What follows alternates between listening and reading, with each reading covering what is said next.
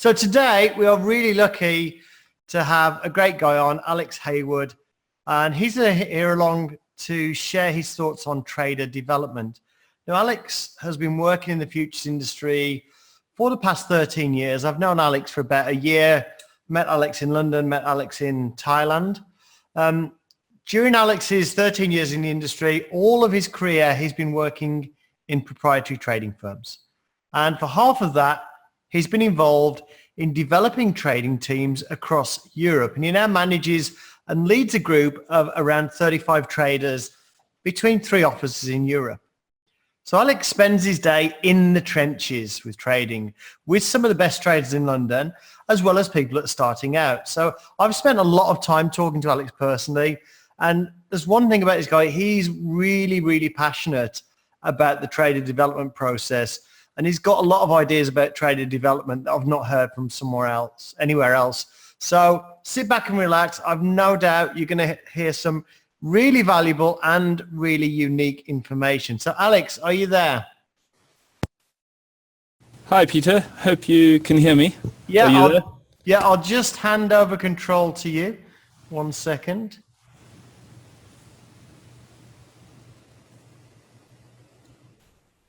Okay, you should have control now, Alex. So you should see the screen share option. Have you got that okay? Let me just try and navigate myself here.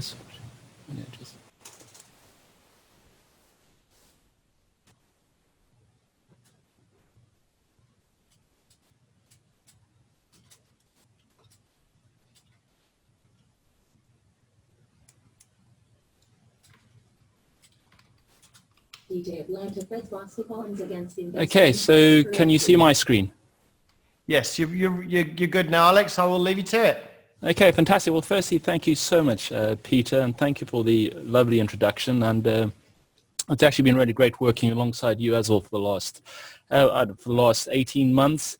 And it's for me, it's not often I do webinars in the public arena, just simply because it's really busy being on a trading floor and the long trading hours. But really exciting to be able to contribute to the community, and if I can plant any seeds for anyone on this road and on this journey to developing a trade, or people who have been traders for a year, maybe getting a few little ideas of how we do it on a prop desk. And effectively, what I'm going to do is I'm going to share with you just something I wrote back a little while ago on actually one of our little Instagram handles, and it's just the reason why you're a trader. And I think this is always important to remind yourself, the main reason why you want to be a trader. And then after that, we'll just go through some slides and looking at the various protocols that we follow at, on the various training floors that we operate. And I'll just tell you a little bit about Axia Futures. So Axia Futures is our educational arm, and all of our traders trade and clear through the FCT group of companies. They supply the margin for our traders. Our main offices are in London, where we also have a training room connected to the trading floor. We also have an office in Poland and Cyprus. And the one in Poland, we're actually moving to brand new, beautiful premises as we're expanding our Eastern European footprint. So I've been around, as Peter said, it's now 14 years now, and during that time, I've seen there must be thousands of traders coming in and out of the industry. And there are certain traits that are common, and certain development frameworks. And what I'm going to be talking through on the slide is more of our cultural framework that we have at Axia Futures with all the traders. And it's really benchmarked around the success of people in their various disciplines and various edge frameworks. And so it's effectively, what we adopt, a very high level look of what we adopt to develop our traders. At our various offices and the traders. We have about 18 traders in the London office, and a mixed bag of exceptionally experienced traders, as well as some young traders who are coming up through the ranks. Guys who trade small size to some exceptionally large size, and especially now that the markets and the volatility has woken up recently. And then at the end of the slideshow, I'll open up for some questions and to, any burning questions that you may have. So let me start with this. So just excuse it, it's a little bit Hollywood, but I just want you to always remind yourself, why have you become a trader? And this is a little bit of a mantra that I send to the younger guys. So let's go through it. So what is the common trait of all those seeking refuge in the kingdom of the financial markets? What is the draw of the incredible challenge to becoming a consistent performer in the Colosseum of opportunity? What is the ultimate reason why people want to be traders? A trader is a rebel against the system of corporate slavery, institutional lifelessness, and system fatigue. A trader is a pursuer of self-identity. A trader wishes to take ownership of his own outcome, lay his own path to financial and spiritual prosperity. A trader is a designer and architect of his own future. A trader by nature is what is man's original virtue, but that has been forgotten, and that is freedom. Free from the shackles of an authoritarian system, free from debt slavery that consumes most of the Western population, freedom to determine one's own journey in life whilst not being at the mercy of a multinational formless culture. So when you're having a challenging day, always remind yourself why you want to be a trader.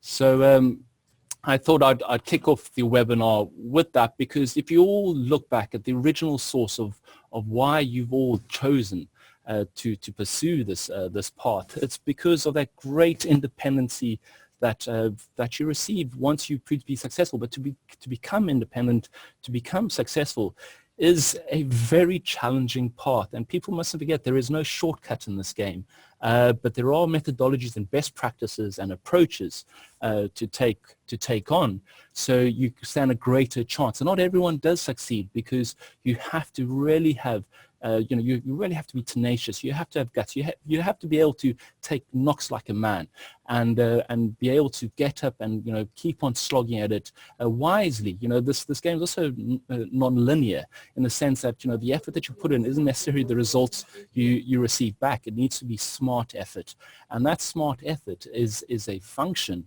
of an approach and a methodology. So I hope I haven't lost all you guys yet, but let's head on to the slides. So this whole webinar is about trader development and the approach to realizing your trader potential. Okay, so I've really divided up into three main stages of development to becoming a professional trader, and to really give yourself the best chance. Now, as you can see, this is actually an image of our current London trading floor. We have what's called these Wednesday meetings, Wednesday internal meetings, where we discuss internally new skills, new edges, and we kind of divide it up amongst various various traders who have specialist edges in certain areas of the market, and they deliver a workshop. So there's always this community aspect. So what we're going to be looking at is your ideal development environment, and the importance of having your ideal development environment, and then also the learning approach. What's your learning approach? What is your learning protocol?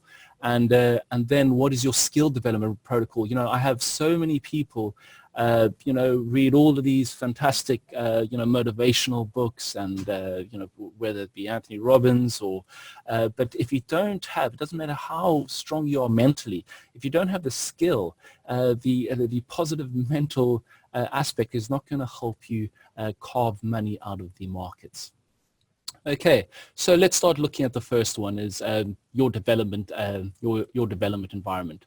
And what's really important is making sure, if you have the opportunity, and I know, in Europe, due to the regulatory environment that's happened recently, there are not many opportunities for young traders to be within a professional trading environment. But the advent of technology, where there is a lot more online communities, make sure you find yourself in a very professional and engaged community, because the proliferation and the sharing of ideas can be very powerful. And on a trading floor, it's even more powerful, because you kind of know who's performing well, who's struggling, and as long as you have that consensus sharing amongst each other of shapes and patterns that are working, shapes and patterns that are not working, or people approaching certain types of routines, people having certain type of post-market analysis structures and debrief structures in order to improve their game and increase their feedback loop for improving their skill. You start, you look at all the great great performers in whatever industry. You look at the Brazilian football team, you look back even during the Renaissance with Michelangelo, they're all surrounded around each other. You had a very engaging community, which therefore engaged the team and engaged individuals and produced great results within that community. So really important is surround yourself. Your development environment is so key and so critical. So being within professional and engaged community, surround yourself with high performers and achievers. Now, I know this can be quite difficult when you navigate the online trading world, but you'll be able to decipher, the people who are professional, the people who do have a performance culture. And I know, I get asked I get asked sometimes, people come on our training program, do you give out people's performances? As a proprietary trading firm, it's effectively clients' performances. And so up to the individual traders to give out the performance stats. But even before that, you'll be able to judge what is your environment, and obviously on a trading floor. And if you can get yourself, if you can ever get yourself onto a professional trading floor and just surround yourself with high performance achievers, you see the best practices, because then you don't have to reinvent the wheel.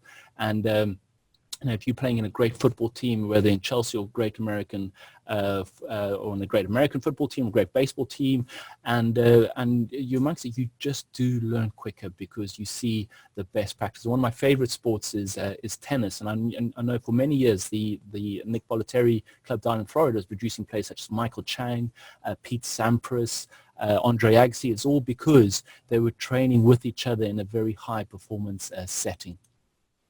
And also a holistic cross-industry and professional perspective, drawing from multiple disciplines. If you are a person who does Brazilian Jiu-Jitsu, or you do play tennis, or you do enjoy alternative interests, make sure even in those alternative interests that are high-performance professions, or not professional, high-performance hobbies, that you're also surrounding yourself people who are high achievers in that space, because you can you can almost, it's like cross-pollination between where you see best practices. A lot of times guys who are great, engineers in sports, individuals in great teams could transcend that and move into the trading arena. So and it's also important not just to surround yourself just in the realm of trading, but also be in the environment, where you see other high performers in other industries.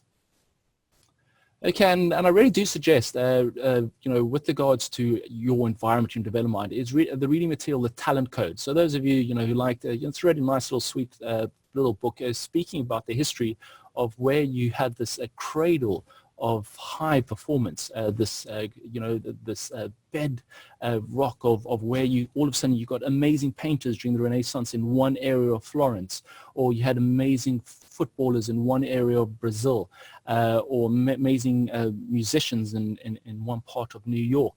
And it's because of what not only the arena that they created, but the cultural framework of performance that was created as well. And so important is being an active participant in your high performance community. If you're one who just who just kind of listens and takes, be that person that engages, because it's a whole kind of universal law of giving, and therefore you shall receive in equal abundance. On our floor in London, it's very important to us that everyone contributes and no one just sits on the side, absorbing everything, because slowly that kind of karmic resonance potentially doesn't pay off in the long run. So it's really important to be a contributor in that space. Well, when you do contribute, you could, even if you're a young individual, you could contribute to one senior trader's new idea of how to approach a certain market or a certain way. So again, this is really important. At the start of your career is making sure, where it's an online community, but an online, very progressive, goal-orientated community, or if you really can, in a professional trading environment where there are high-performing achievers, and that's one of the most important things for me, is making sure in order to design the architecture of a trading floor that engages in sharing, engages not only sharing, but engages also making the individual believe in himself and his ability, because we all have that unique which we'll be going through in a little bit more detail later. We all have that unique understanding of the market that we always have to trust. And at the end of the day, we're always learning from others, but when you execute and you click that mouse, it's your interpretation of opportunity in that moment, and you must never forget that. Okay, so the next is your learning approach. Now, there's lots of literature out there, and we have a few protocols, with the young guys on the training floor, is making sure it's an immersive and deliberate learning. Now, what I mean by that is if, for example, you're really struggling on momentum plays and a few of the commodity markets, is that at the end of each day, reviewing, if you execute, so we execute mainly all our trading what's called the price ladder. So those of you who are who trade on the Jigsaw trading platform, if you that's what we execute is on a price ladder, and is reviewing the video of what you're noticing on the ladder. What was your self-talk in that moment? What was the velocity going through on the ladder in that moment? What was the contextual backdrop? And by asking dynamic questions, there's a famous West African tribe called the Dogon people, who were the first people to observe the Sirius B star, even before the telescopes, before modern, astronomy was able to pick up the Sirius B. But they had known it for over, 4,000 or 5,000 years as a tribe. And they've always said, you can measure a person's intelligence not by their answers, but by their questions. And so at the end of the day, your immersive and deliberate learning, and what I mean by immersive, again, is, reviewing your video material. Make it as realistic as that moment that you're going through, making sure you do it at that end of the day, and then ask yourself the dynamic questions of what was your self-talk in that moment, what was you're looking at, what were you thinking at the moment, and what actually happened, and therefore re-engineering, recalibrating your experience, so you can, the next time you're faced with that same type of situation with the subtle nuances, you're able to react even more effectively, because what you're doing every single time, which again I'll talk about a little bit later, is you're kind of neuroprogramming your ability to receive patterns, understanding of patterns. But your practice, your learning approach has to be immersive, has to be a deliberate learning, focusing on a specific area that you're trying to work on, as opposed to trying to look at too many things across too many markets. Work on one or two things a week in a certain part of your trading. And like I've just mentioned, curiosity and dynamic questioning.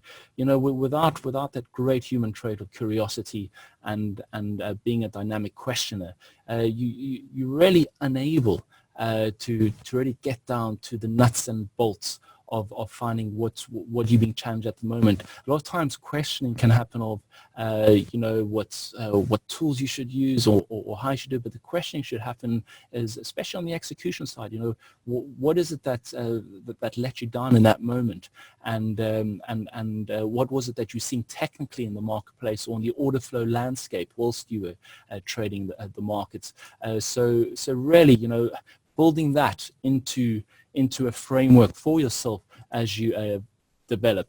And then an important thing that I've seen for so many years in the industry is people throughout the ages, is that we always like to look at oracles. We always like to look at people who can guide us. Now, it's important, to surround yourself around, professional high achievers.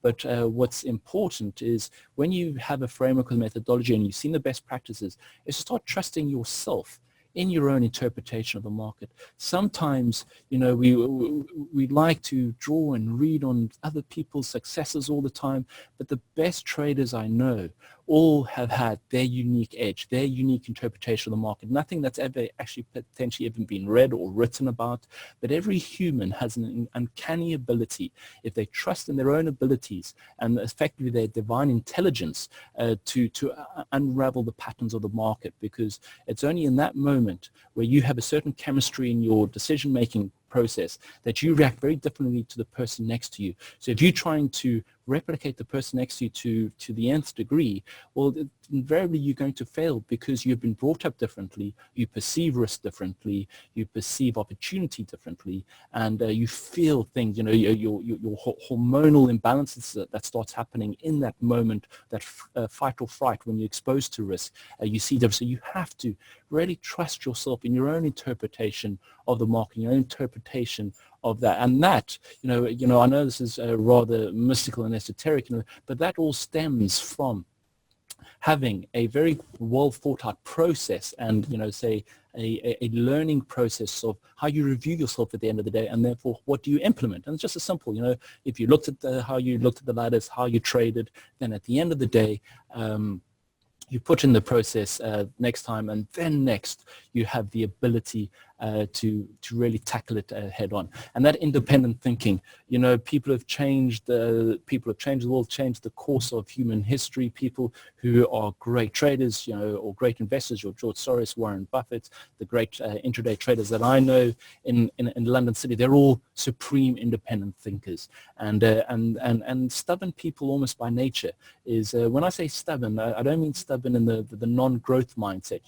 I know many guys who are great listeners, but stubborn, in their ability to act for themselves. And, we're not big on the idea of having multiple indicators. Now, I'm sure there's a place where it works, but in our environment, in intraday proprietary trading, we believe in raw market shapes and patterns. How the market evolves in real time. Seeing what's happening all over the flow. We use also we also use the shape structure of the market with regards to market profile and the volume profile of the market. And for us, that is the rawest nature of the market. Whereas all the oscillators and all these kind of second, third derivative measures of the markets are not what we're trying. What we're trying to do is we feel the human brain is greater, and the human brain is great at deciphering patterns that it views visually and shape the order flow velocity of the ladder, and we're very good at shapes and size. Whereas these oscillators that are kind of your line, lines at the bottom of the chart, you don't see repeatable patterns and shapes. So this is what we kind of train our guys with. We have a whole host of proprietary patterns and shapes on the profile, on the volume profile that we train our guys, but more importantly, we give them a methodology to develop their own patterns and own shapes. And always remember that you always want to have a framework and a methodology of how you're going to take on the market, but that methodology should be able to enable you and equip you to develop your own patterns and strategies of the market.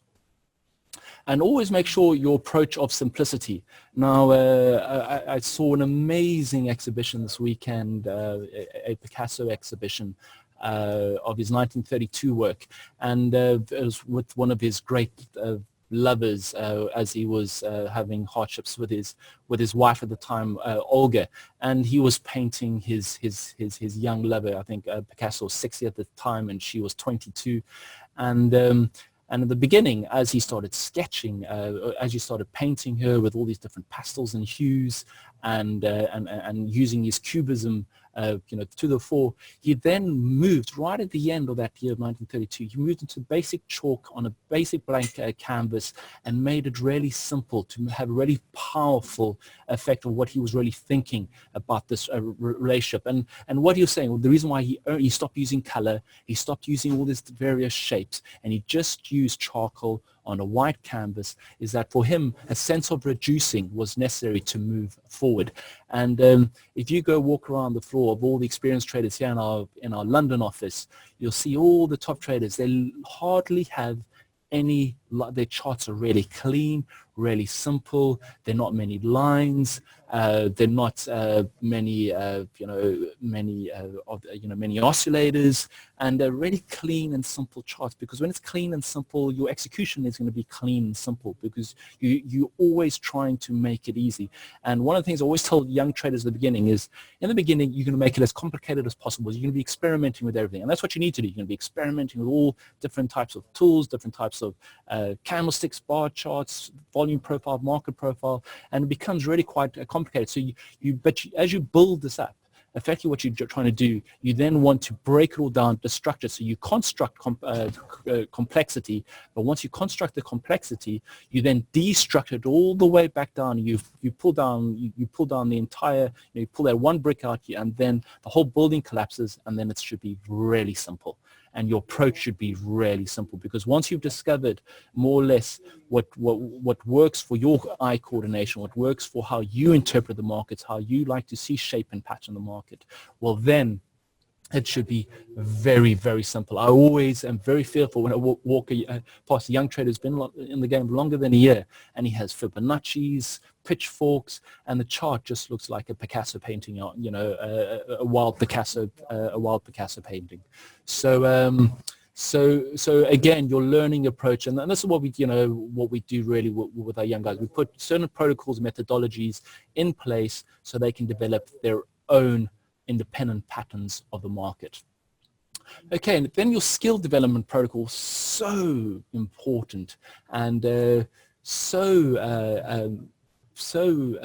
necessary. Without a skill, it's there's nothing for you to profit from the market. And one of the most important aspects for us as a firm in the development of the younger traders is pattern development, because we believe patterns are repeatable. Patterns evolve and change, but sometimes a pattern can last in the market for a year, 2 years, 3 years, and and that pattern maybe recurs once a week. It has its subtle nuances and its execution nuances and its subtle patterns. Sorry guys, because I am on the training floor, I forgot to tell you at the beginning, so we do have a squawk in the background. So I apologize if you're hearing dual noise. But your pattern develops. So as an example, is at the end of each day, you're looking at the markets that you traded, and you look for when, say, for example, in the S&P 500, where it collapsed from a certain zone, and the momentum picked up aggressively, and then it stopped in another area.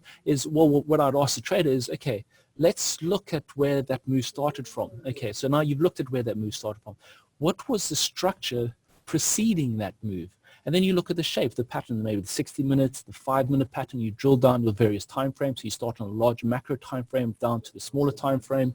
And then what did it look like on the ladder when the move started? What did the velocity? Was it large momentum, or was it dripping and drabbing? And if it was dripping and drabbing, what I mean by that is there weren't many orders going through, but the market was just, all the buyers were pulling out the way. But then what happened an hour later, that entire move got removed because the nature of the offer was not legitimate in an order flow perspective, and therefore you're putting together a puzzle. You're asking yourself the question of where it all stems from. Well, where did the move start? What did that move look like before it started? What was the technical backdrop, the technical structure? Did that move breach new boundaries, and what did that look like on the price header? And when I executed, what was my thought patterns? What was my self-talk in that execution when the market started unraveling? And so therefore, once you start doing that, the brain is incredible, because you do that and you might record something on the day, and then it happens next week, and you don't actually notice that the same pattern that you saw a week ago, you actually haven't consciously recognized it. But then you log that day, and then all of a sudden, over 2 or 3 months, the brain all of a sudden says, you know what, I've seen this before. You've logged this before. You've seen this pattern before. And when the brain starts getting fed recurring themes, recurring patterns, what actually starts happening, you start trusting in your ability of execution. Because the next time you face with that, you have your gut instinct, your inner intelligence, that so-called divine intelligence, because you've recorded that pattern consciously through your debriefing framework that you've structured, that at the end of the day, you then see that pattern again, and you execute with greater conviction, because the brain has a phenomenal ability. If you consciously make an effort to record your patterns at the end of each day, that all of a sudden it starts picking up these recurring patterns, and therefore you can start acting on them. And what happens is at the beginning of a trader's timeline is that by the time he picks up a recurring pattern, that pattern may be completely change its shape the next time he trades it, and he loses money. But as you become more experienced, you pick up patterns a lot quicker and a lot more effectively, and therefore you're able to exploit the nature of that pattern for a longer period of time, because you're able to pick it up, because you've done this deliberate practice, this deliberate routine of journaling, which we'll be going through as well later in the slide, of how to recall and record your patterns, whether they order flow patterns, price ladder patterns, market profile patterns, volume profile patterns, and the contextual nature. And I know, and I apologize, I've lost people on what I'm explaining over here, but I'm some of it might not make much sense, and I apologize. Sometimes I have to realize, speaking to there are potential people out there who haven't traded before, and there might be a few too many high level jargon that I'm speaking about. But hopefully I'm keeping everyone understanding the narrative that I'm trying to display over here. And your questioning framework, what's your questioning framework at the end of each day? Like I've just mentioned before, do you ask yourself, okay, I always ask myself, what was the source of the move? What did that look like? What was I thinking when I executed? How did I execute the move? So you might have a deliberate questioning framework, and that questioning framework should be quite consistent over a period of time, but also have its tweaking, because you might start having questions that aren't very effective. You might have questions that you need to, ship out your framework and bring in new type of questions as you evolve as a trader, as you start seeing the evolutionary landscape of market patterns. So always, at the end of the day, and what I'm talking about is effectively your end of day debriefing, because your end of day debriefing is, reviewing your trading day, asking yourself the right questions, and then to implement the next session of how you want to trade various patterns and designs that you face with next. And then what's the process method of developing your pattern identification? And if you don't have a process and a method, you can never benchmark yourself. And if you can never benchmark yourself from the process method of developing your pattern identification, well, then you'll never ever be able to tweak a framework that's not becoming effective over time. So in the beginning, just start with something. Just start with some type of process, because as a human, you will only get better. Like when you first ride a bicycle, you just do get better because you pick up things easier. When I throw, someone, into the middle of a jungle, they become rather disorientated in their new environment. But once they've been there for a couple of days, they start mapping out their environment. Where are the areas not to, hang around, or where are the areas to walk and go and obtain food. So the same in the beginning, just start with something, start with some process, start with some method, a common framework, consistent framework, and then over time that will evolve to when it really works for you to optimize your ability to observe patterns and so forth. Your unique genius and edge.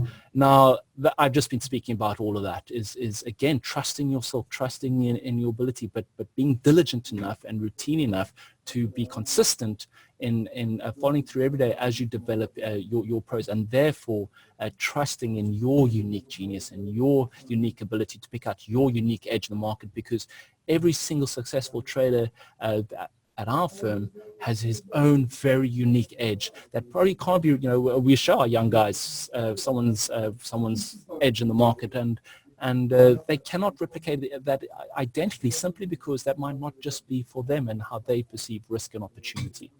And as I've said, edge is original by nature. You can't read it, you can't be taught it, but you can be taught a framework, a methodology that you can build your trading career upon. And as I mentioned, independent thinking. And so important, really critically important, is journaling. Now, this all kind of this all stems from all of here. So you effectively journaling all of these elements. But if you're writing in that moment, and I just want to talk, I've been speaking to a few of our traders over the last 2 weeks, some who have really had some challenge. We have one guy who's been trading, over 10 years and has had a challenging year. He's been profitable every year for 10 years and still been profitable, but he's just not hitting the performance area that he knows he can.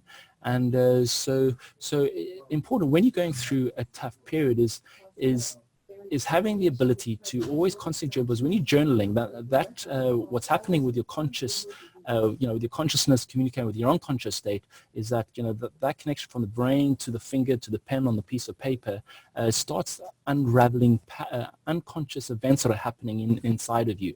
And when you start unraveling that, you can start addressing them quicker before it becomes what I call scar tissue on your brain. Because when you're doing something repeatedly wrong, and you're not journaling, you're not recalling your experience at the end of each day, what effectively then happens is that you're building more and more scar tissue on a bad habit. And the more scar tissue that you don't address over time, the greater it is to readdress, the greater it is to make it better. So I'm such an advocate in journaling. I try and have all the traders on the desk have their little written journals at the end of each day, and really this is so important to make sure that if you are developing as a trader, making really vitally important that you journalize, because you will ensure that you're always developing to the best of your ability. But you start picking up these subtle little clues within your own behavior, your own ability to identify patterns in the market, and it's such a simple but such a powerful form of developing and growing in whatever profession. Whether I'm off to Dahab to train in April with a world record holder in free diving, and one of the things that she always, she suggests is you have to journal your breathing, your conscious control of your breathing. And so even I've been practicing London, my breathing techniques, and I noticed just by journaling, I'm noticing these little subtle clues that's really improved my breathing technique over the space of a week. So I couldn't, if there's anything you can take away from this entire webinar, is journaling your experience every single day, your observation of the markets, patterns, draw the little patterns that you've seen, and your self-talk. Journal. I can't overemphasize that. Okay. Don't know how much actually time I have. I don't know if I think it's a 1 hour webinar. But I think I'm almost near the end, and then I can answer some. Alex, you've got as much time as you want. Oh, okay, fantastic. Thank you, Peter. Cheers. Okay, so the correct time, moment to trading a live account. Okay, there's so many considerations here, and one of the personal, and I wouldn't want to call it personal, frustrating things for myself, because it's more of an education thing, is so many traders say, well, what do I need to do for example, to get live? What do I need to do to be backed by you guys, and so forth? And my answer that there's so many subtle performance attributes that you can't really measure in a very dogmatic framework, simply because the trading environment could be very lethargic, very slow, and therefore if you're just able to print a little bit green every single day for a month, well, that's really great performance. If the market is volatile, opportunistic, and you can't take advantage, or you are able to print a little bit green every single day, well, then you might not go live, simply because you're not being able to take on the opportunity that the market provides you. So but the most important part is, by the time we get, which actually I'll discuss a little bit later, is knowing where your expectation lies for your performance time frame. Is so many people, unfortunately, watch so many, there's been movies on the industry for years that gone by on how traders can make millions overnight, and that's not the case. And because that's not the case, people have unrealistic expectations of their performance. But what people also don't do, unfortunately, is when they start understanding the market, they forget what opportunity there really is out there, and how much size. If you look at the Bund futures, there's 500 lots on the bid on the offer. You look at the S&P, okay, at the moment the S&P is 50 to 200 lots on the bid on the offer. You look at the 10-year T-note, 3,000 lots on the bid on the offer. There's almost unlimited amounts of liquidity in this market to get as big as you can. So the sky is the limits, and I've been fortunate enough to be around some exceptionally large traders who trade between 20% to 40% of one particular type of product in a certain exchange.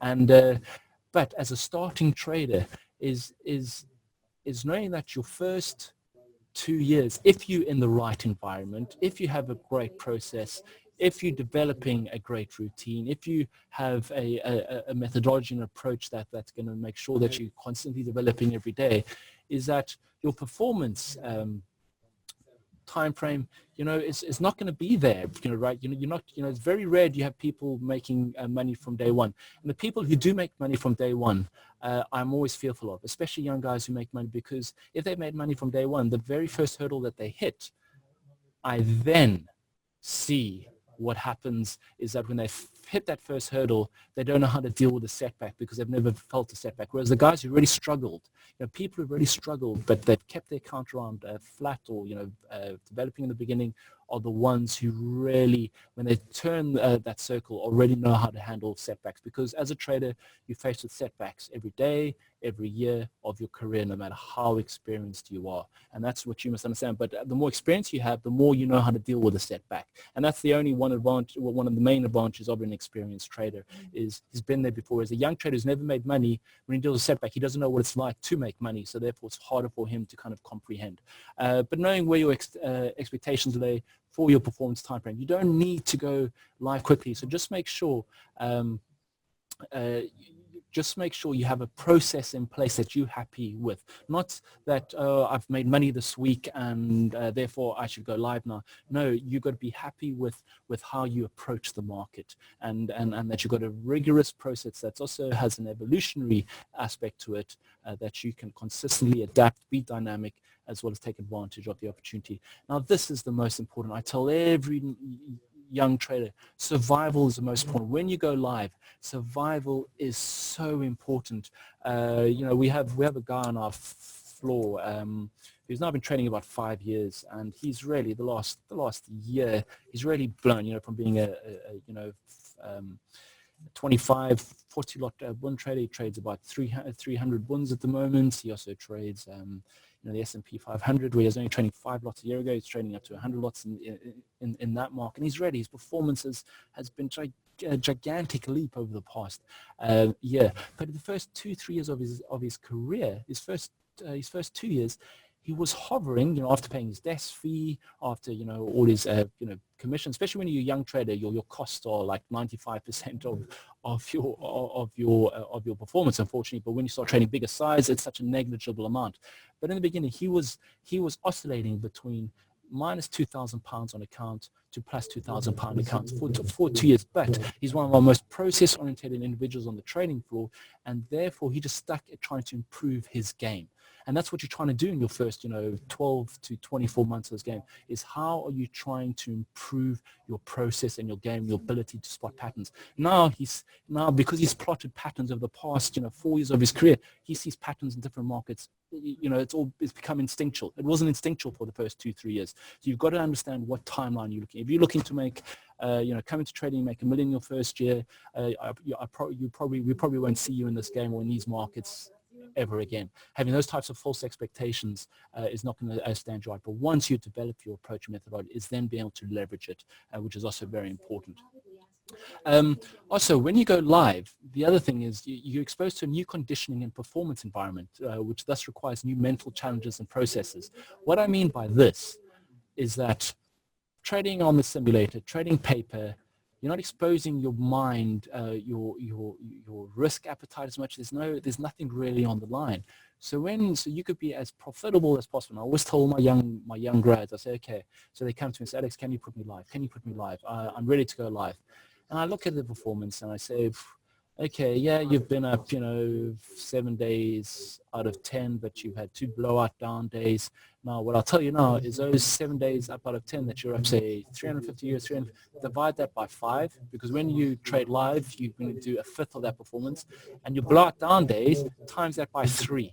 And then I say, well, work out that maths, and that's the reason why I'm not putting you live. And it's because it's a whole new transition. Now, it shouldn't be like that, because if you have a rigorous process, you're purely objective, and unfortunately as humans, we find it very hard to not be at the mercy of our emotions, but you can also learn how to control your emotions. I know Brett Steenbarger does a lot of great work on that.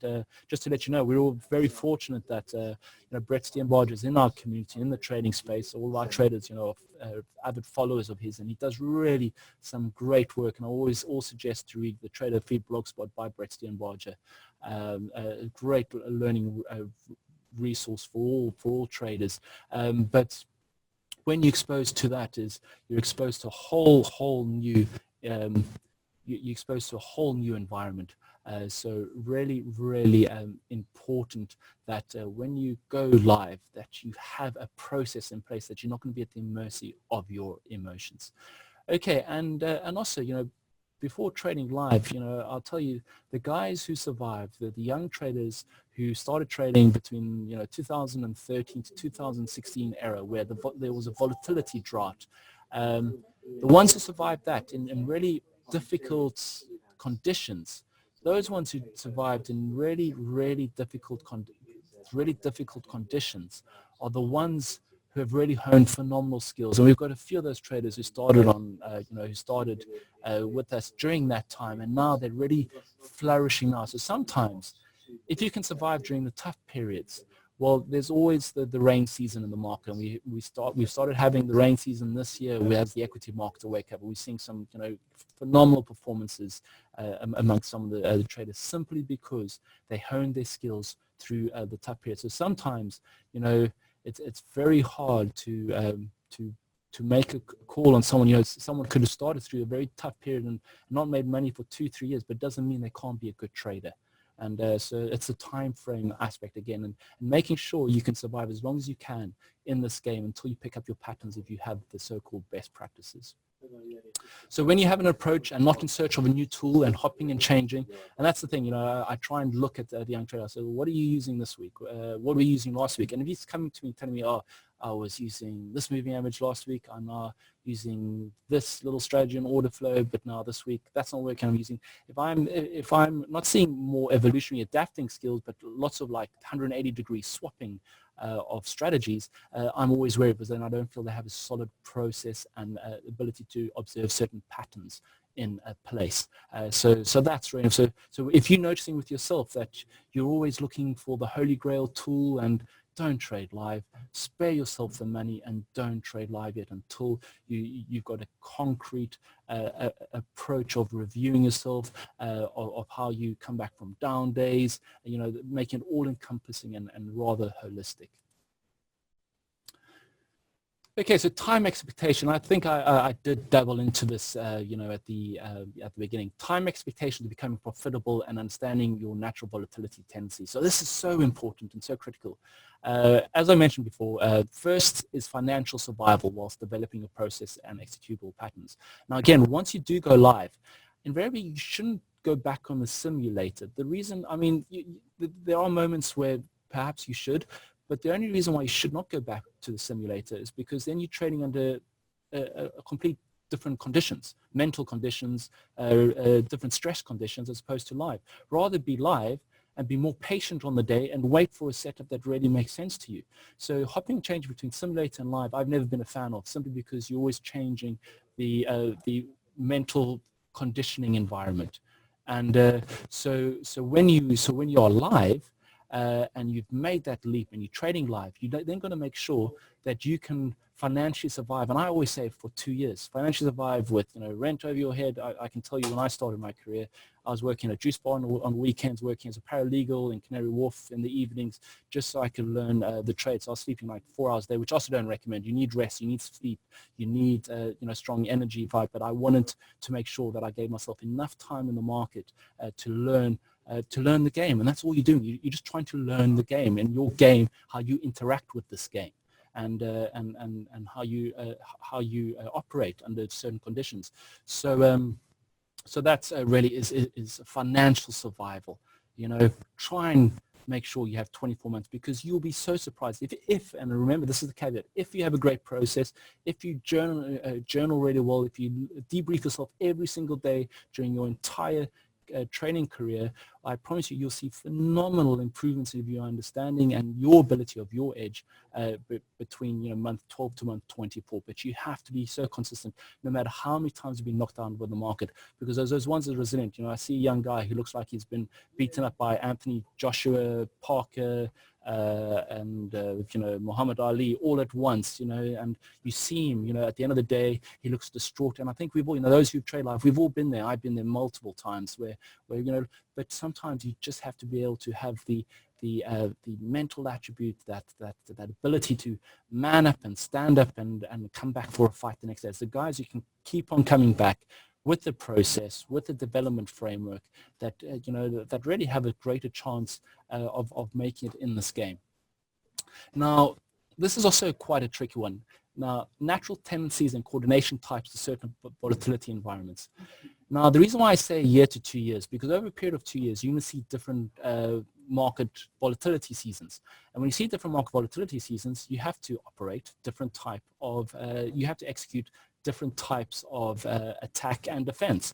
You deploy certain types of execution strategies, or the market's really quiet, you execute certain type of defensive capabilities. Now, if you're a guy that just by your natural way of how you look at the market, you love momentum breakout, it just was kind of imprinted in you when you first started on the ladder, you picked it up really quickly in the market. And at that time, the market's already volatile, and there's lots of momentum breakout trades, and you have a natural fit to that type of strategy, well, then you're going to do very well at the beginning of your career. But then when the momentum plays stop working, they become more range bound, and you still attacking those highs and lows, and you do your entire account, and you don't know how to trade these alternative environments or find the false breaks, the false breaking nature of the market. Well, then you lose a lot of money. So sometimes I see traders start up really well, and you can't judge if they can be successful simply because they haven't been exposed to all the different volatility seasons of the market. So this is again why I say you need to survive for at least 24 months in the market, because by that time you've mapped the different type of volatility seasons, what strategies to deploy in those different type of volatility environments, and how to identify if quite early on in the day what type of environment we may have, and therefore what deployment strategies you'll deploy into the market. So really important that the understanding the cycles of volatility is really necessary, and that's why you need to see the market over a period of 12 to 2 years. I mean, we had 2013, 2016, where only little glimmers of volatility. So guys in those markets learned how to kind of operate within very quiet markets. But when the markets worked up, they had to kind of utilize new strategies and new techniques. Okay, and then importantly, the emotional, psychological transition to trading a live account. Now, as you can see here, we have a guy over here who has a ladder in his kind of crown chakra or in his brain, and what he's doing here is he's really visualizing the experience. And you hear all the great stories. People who've been locked up in prison, or one golfer who had a severe injury. And every night he used to practice he used to practice before he went to bed his swing, just really visualize, really feeling the sense of that as if it was real. By the time he came back from his injury, he was hitting the ball better than ever. And it's amazing when you start employing those types of practices, how important your execution. So what I'm going to be speaking about, I think I speak right near the end, is, what are your performance tools to expand self-awareness? This self-awareness, I mean, you get guys like Ray Dalio, who's been meditating for 25 years, 30 years, even before, meditation became mainstream or mindfulness became mainstream. You get people practicing all these kind of, mystical, ancient practices, but it's only because of, as the great Buddhist teachers, they knew the faculties of the mind a lot more in depth than Western science, which is only really discovering neuroscience only recently. So it's the reason why you get a lot of these trades. You get Cole Bass from Haywood Capital, who did phenomenal during the financial crisis. He practices a lot of free diving to understand how to relax his state when he's in the heat of the battle. So again, unless you have more important is the skill protocol. And then once you've got the great skill protocol, then what are your self-awareness tools that you employ to be able to execute and really practice, when you're in that moment, when you're under that battle heat, how you can really slow things down, slow your mind down, slow your breath down, so you make informed, really productive, a productive decision, and understanding your natural tendencies and how to harness them. So a lot of times we can't, a lot of times we don't or are unable to control certain emotional responses, but it's your ability to know if you get really fiery when you've lost a quick couple of ticks in a certain moment, and you realize that you always do a certain type of revenge trade. If you journal at the end of the day that that's what you do, well, then the next time you're faced with it, you can put an anchor point, a self-talk, a reference line where you're faced with that again, that you can address it quicker. And but then in the evening, by meditating on it, or when you face that situation again, you're able to employ that tactic even quicker, that self-awareness tactic even quicker. So the journey to discovering your personal approach. Now, I've mentioned this before, and I've got a whole slide dedicated to it. It's constant journaling, and this is your direct feedback and adjustment loop for constant skill development, cultivation of a deep sense of self-awareness. The greatest traders are the most self-aware. They know when they've just absolutely gone all in on a certain trade that they had strong conviction, and it's not worked out, but they know how to manage the trade from that position because they've been put in that situation before, and they know how to really challenge that trade. Now, I just wanted to, I think we're coming near the end here, the core practices and Axia trading employs during screen. This is something kind of more dictatorial from my side on all the young traders. What I almost demand of them to do at the end of each day is meditate your patterns to create unconscious awareness. So once you've done the journaling, right, and you've at the end of the day, and you've plotted what the market's done, just before you go to bed, go through the brain can do a fast forward entire trading session within like 1 minute, and go to certain parts of the day that you traded, that you saw a certain type of activity, what charts you were looking at that moment when you executed the trade, and then how you'd want to have executed that better the next time, or how you saw, well, why did that trade not work, and what were the clues why the trade not worked. And if you meditate that, what you're doing, the brain has this amazing ability to start doing this neuroengineering, where it can because we have modern Western neuroscience discovered the nature of neuroplasticity, which essentially means how we can reconfigure the way we see things or the way we record things. And if you go and you meditate on that experience, you essentially have plotted an entire day from your conscious experience into your unconscious state, and therefore you develop this inventory of patterns quicker and faster when you next faced with that situation. And so what I say is, go, as you go to bed, go through all that, close your eyes. So imagine now you're all, have traded today, you've traded certain markets, Euro USD, the S&P 500, and you close your eyes now, and you go through all the moments in a day. So, okay, I executed a short at 142.18s in a cable because I saw a break of a 60-minute sideways action. At that break, the moment it broke, it went down 5 ticks on the ladder, and there was a 600 lot that whacked the ladder back up. I was squeezed out, and then all of a sudden the volume picked up back towards that low, but I never attacked it. But what did it look like once it attacked, once the market went lower? And what was my self-talk in that moment? And the moment you start exposing yourself to those experiences and you visualize it, you are doing some serious amounts of neuroengineering and pattern recognition in your unconscious state that you can draw on those reservoirs in the future. So I know this is a baptism of something really weird for a lot of you people, but it's something that I truly, because it's a practice that I am employ, but it's a practice that I expect all our young traders to do. So I think I've just mentioned this. At the end of each trading session, visualize the day's market movement in relation to order flow structure and plays in the roots of, I always talk about this. Well, what was the root of the powerful move? Because if you start understanding the root of the powerful move, you then start understanding the context that led into the root of that powerful move, and therefore you'll pick up that pattern in the future when you next face it, because you've recorded it. And patterns do come back again. Just remember that. The markets, although we always have new participants coming to the market, human behavior is phenomenally repeatable.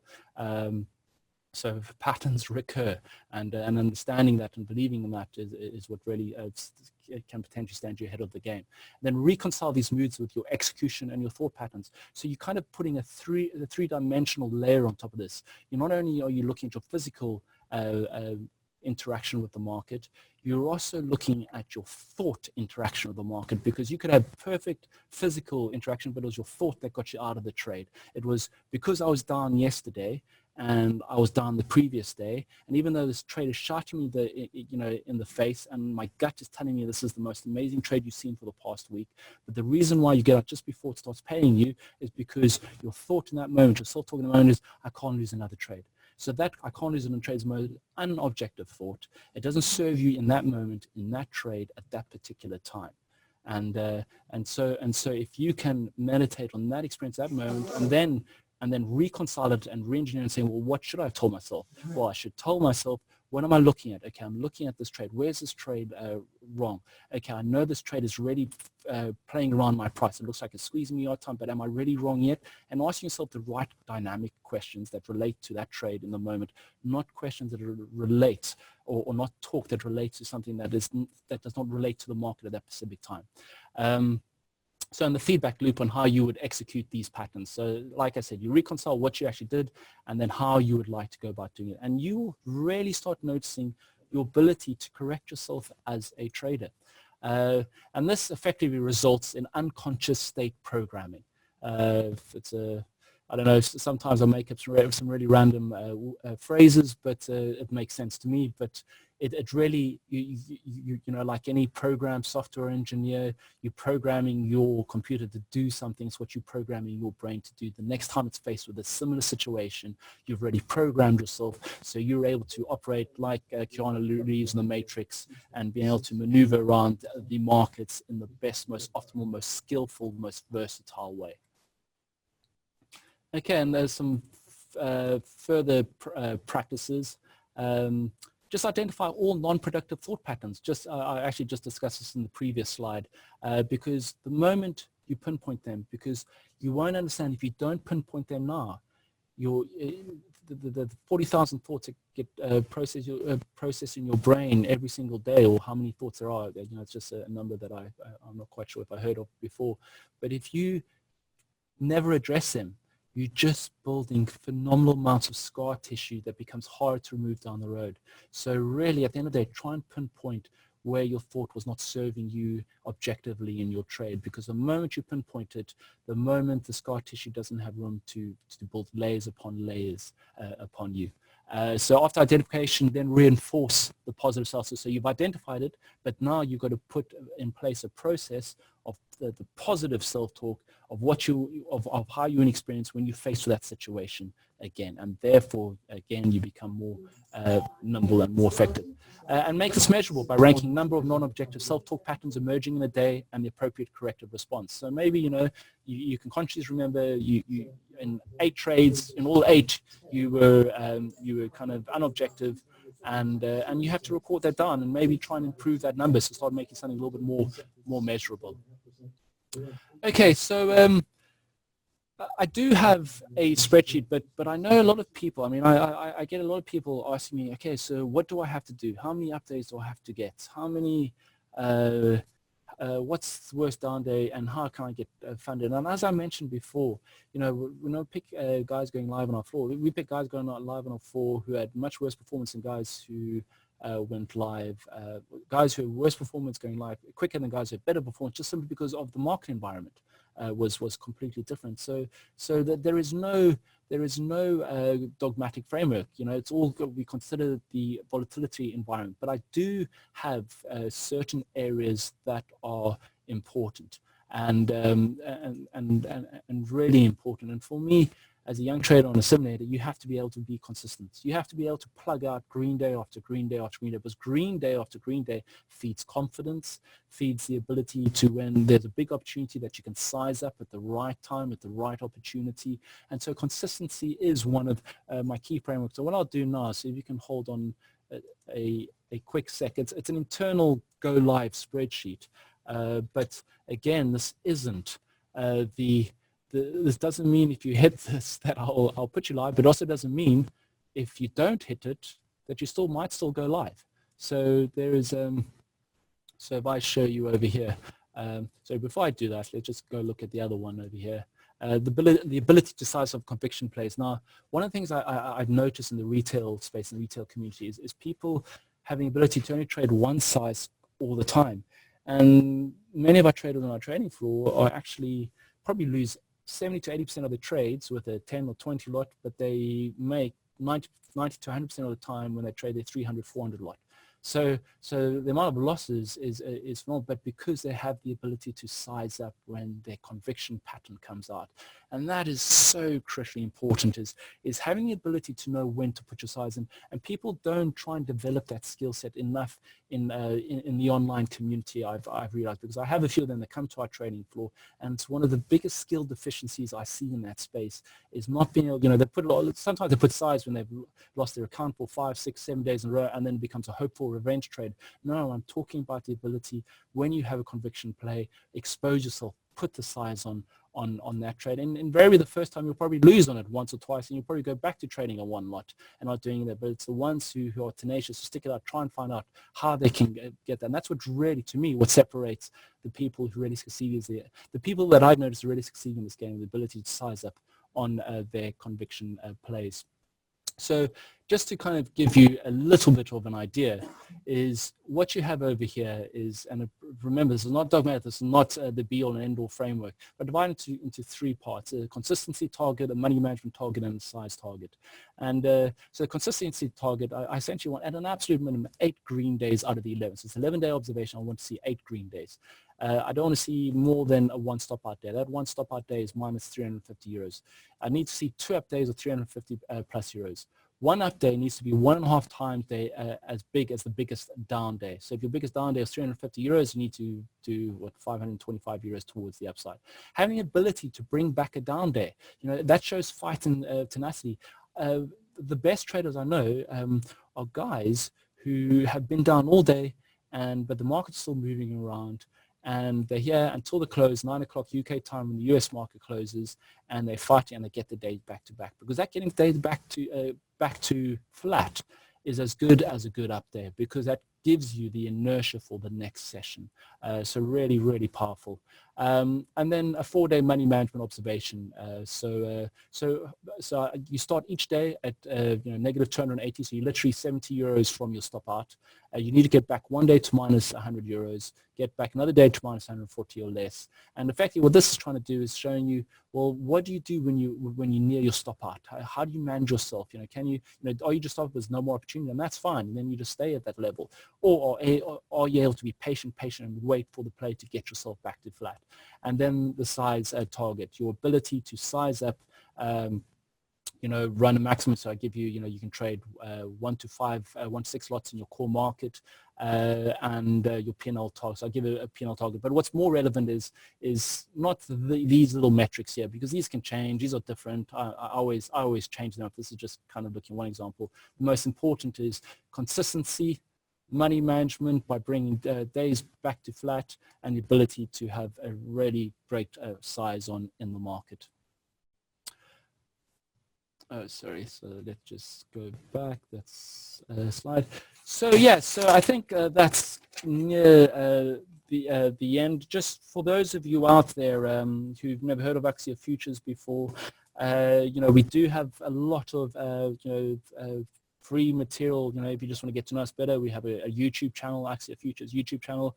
If you want to know a little bit what's happening on the trading floor, kind of more engaging, what's happening on the floor, we actually do most of that on our Instagram channel. We also have on our website, we have a blog. So that blog does lots of material, especially on price ladder strategies and stuff. And one of our core edges, I think one of our core edges is trading macro, central bank, geopolitical events, and data points. So we have a really great blog section in that area. So loads of free material, and even we also have some training material that's have lots of free free sections, just if you want to test and try it out and see if it works for you. But most importantly, you can tackle this game is finding a framework, finding a community, and really giving yourself enough time to develop your skill set without expecting to make $1 million in a month. Okay, I hope you people got something out of it, and I want to thank everyone for their time and for listening in today. So if anyone has any questions, I think we're open now to some questions, if I'm right, Peter. Yes. I've got a couple of questions already. First of all, James Rice asking, how do you know when a pattern is indeed a pattern? Okay, so I think that, I can, this is such a broad subject. For example, we execute a lot of patterns on certain profile shapes. Okay, and now there are two aspects to a pattern. So there's the pattern that you're looking at. So for example, let's just take something really basic, and let's look at a basic candlestick pattern, a head and shoulders pattern, and on a particular market. Now you've noticed that this head and shoulders pattern works all the time, generally in the European session, but it's all well spotting a pattern. There's another dimension to a pattern. It's the ability to access that pattern. And it's one of our senior traders really puts this succinctly. You know, you can, one of the traders I spoke about earlier on, who's really having a great year and a half as he's improved this, is you can observe a pattern, but there are certain conditions that make the pattern more right than not. So if you have a head and shoulders pattern, and during the morning session, which is kind of one of your tick boxes, and the pattern is approaching that neckline breakout, and all of a sudden the order flow activity on the ladder ceases. So the velocity of the momentum of the move ceases. Well, that's your first access point that's failing, because what you're trying to see is for a pure breakout of a momentum play of a head and shoulders pattern that you observe being logged in a certain type of market, a certain type of day for the last year. You need to see a certain type of drive through that ladder. If it's breaking that level by a couple of ticks, which you would see on the chart and say, oh, okay, this is breaking, therefore this pattern is working. But on the price ladder, it's not being met with velocity. The failure rate of that pattern is larger. So when you by accessing that pattern, you need to see that extra dimension of that raw nature of the price ladder going through the market now. Another aspect, so that's accessing a pattern, but everyone's pattern has kind of a unique identifier with individuals, and you will start observing most of your best patterns are patterns you can't actually read anywhere.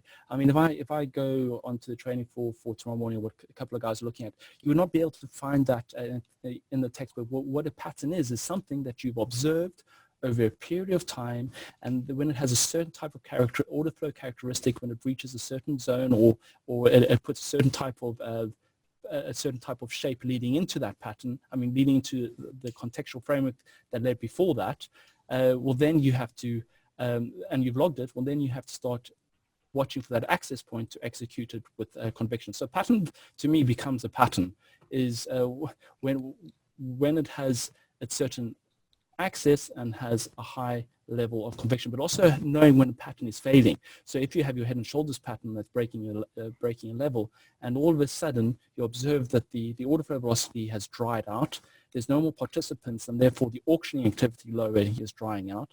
It's knowing when to start scaling out of your position. So the best patterns are the ones where you know where it's not working the quickest. And again, that's unique. I know that's a broad answer to that, but if you could take one little pearl from this is a pattern only becomes executable if, when you're prepared for the outcome of that pattern, that it still has an extra layer on it of accessing that pattern. So I can tell a guy. So a young guy came to me the other day and he said, Alex, I think this one profile looks like it's in a shift higher and it's in a move higher. And at the end of the day, he comes to me and he said, Alex, I didn't make any money on that move. The bund did exactly the move that I expected, went all the way up. And I said, well, what were you looking for to execute the pattern? Well, I was looking for it to trade through this line, but I didn't like the price action. And so therefore you start nailing down what it is that made you not execute that pattern. So it's all, a lot of people can tell you where the market can potentially go, but not many people know how to access or get into that pattern or get into that play. And that's just kind of something that many people overlook. Thank you for that, Alex. Right, we've got another question. We've got a couple of questions along the same lines.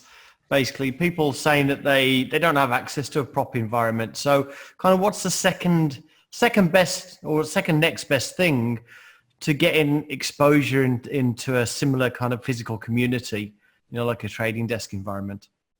Yeah, I think with mentioned before with the digital, the technology that is happening, in the technical space, or is to be able to find kind of an online community that is sharing a lot of processes and methodologies and structures of the market. And that's kind of why we started Axia Futures, is to kind of expose people to more of what's happening on a professional trading floor. I mean, we have our camera on the trading floor once a week. So we have personally a live streaming a portal that people can subscribe to. So, I mean, if I had the ideal world, I would have cameras on our trading floor 24/7, so people can listen. But we can't do that as a prop firm, because traders are on the floor, they're doing their own thing. You can't be a big brother. But I've been very fortunate that we can do it at least once a week, and being involved in any environment, whether it's Axia Futures or anyone that kind of tries to bring the trading floor environment as close to you as possible. So at Axia Futures, we do streams for the beginning of the day and the end of the day. But the thing that I think still needs to be worked on is that dynamic communication in the heat of the battle. And that's what is probably hard to replicate, is when something's happening in the market and all the traders are speaking, what's going on. And as a young guy being amongst that, you learn a lot quicker. We haven't been able to replicate that. If you find out, that's a utopian environment, but otherwise we do offer something that gives you some exposure to what it's like to be on a professional trading floor on the Axia Futures live streaming channel. All right, thanks, Alex. Somebody's given an example. So James said he's seen for the past 10 days on the pre-market S&P, if the point of control moves up or down 2 to 5 ticks, I presume it means just before the open, then the open will move in that direction. He's asking, is that a true pattern? Yeah, you see, there's I think with so that's one level of pattern, and absolutely. I mean, you've got a hypothesis that you're starting to work with, so that's been your observation. Now it's kind of working more in line with that observation. If the S&P, like it has the last few days, kind of closed higher at the end of the cash session, opened up higher during the European session, well, that's a bit more context. So how you've just described that, against the backdrop that there's been an overnight liquidity squeeze towards the upside, so institutional money can get bigger shorts, however you want to make it up, you can. But what you're effectively doing is you're painting a little bit more context, because sometimes you would see, if I were to describe, there was a very famous trader, the guys used to love trading about 4 or 5 years ago, on the initial balance. So on the bond market, where if the market broke the initial balance on the low, came back to the initial balance, then you target to the upside. But that play is better. That initial balance is better if it occurs with the previous day's profile that has a really thick TPO edge towards the upside, because when it has a thick, it has a greater magnet towards the upside if it breaks back into the initial balance. So always put context into, as you mentioned there, your point of control. Put a bit of background context, because then you're building a larger pattern picture. And whereas if you're just saying, those two levels, at least you've observed something, and that's the most important aspect. So you observe the pattern, but now just build a bit of context in, because every pattern has its subtle nuances depending on the context that it's led into. Well, thanks, Al. There's a couple of guys asking about Axis specifically. Somebody's, I know the answer to this, but I'm going to ask it anyway. Yeah. So one guy asking if you offer trading desk on a monthly rental basis, and then another guy asking, what are the typical monthly costs for working with Axia? Okay, so with regards to the London trading floor, we're actually to be on the team in the London trading floor, there's actually an interview process. Even though there's a desk fee and so forth, you can't just we try and not grow our team bigger than 18 guys, because then it kind of loses that communication environment. We don't want to get bigger than that on our current floor. So there's actually to get on us, I think we only have 2 spots available at the moment, but we have lots of people always wanting to join spots, but not everyone makes it onto our desk, because they have to fit in with our cultural ethos. And so there's an interview process. So even if you want to pay 6-7 times the desk, doesn't mean you can be on desk. We like on our floor, we like nice guys, hard workers, and people who contribute and meet our performance ethos. But for people who want to know about desk fees of a typical desk generally in London space, just for the desk can be anything between £1,200 to about £1,500 per month, and that excludes your front-end software costs and your charging costs. So normally desks, you throw that all in, can be up to about £2,000 to £2,500 per month as a prop trader.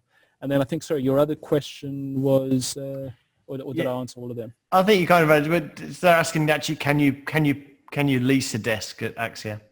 Yeah, in our office you can, but it goes through there would be an interview process.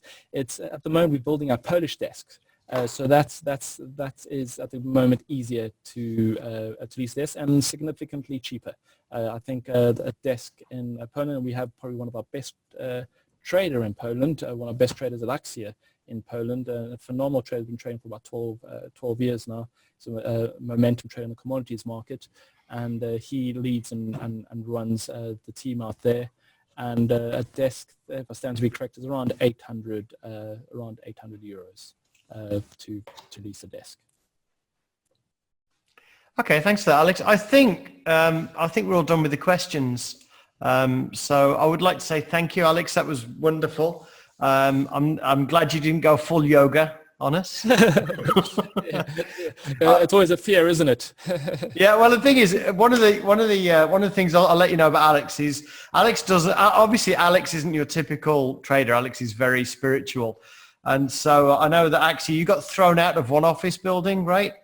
Yeah, we got thrown out of an office building in the city in London. Yes. And your reaction to that? What do you get the traders doing once a week now? Yeah, no. So we get a yoga instructor to calm them down. The reason why we're thrown out is because we're too noisy for that environment. We've got guys who do kind of throw things around, smash screens. We've got some red hot blooded Mediterranean men on our floor, phenomenal traders, but they are pretty noisy, and we're in an environment where the walls weren't soundproof. So we're in a place now that all the walls are soundproof. So although I don't like this zoo-like behavior, so I get the guys to do a once a week yoga session with a lovely young lady who kind of tries to de-testosterone them so they can kind of be more focused and not be too loud. That is absolutely brilliant. I really would love to see that. They're coming back to London to see it. Yeah, I mean, if you come sit with us on a European Central Bank rate day, and you'll see the vibe and the activity. It's sometimes it's entertaining. Yeah, so yeah. Wolf of Wall Street in yoga pants. There you go. All right, so it's brilliant. Right, thanks, Alex, and thanks everyone for attending. There will be a recording, or we'll put it online. And like I say, Alex, everybody's really appreciated that, getting some great comments. And I will speak to you soon. Thank you so much. And thank you, everyone, and all the best of luck in your careers. Bye-bye.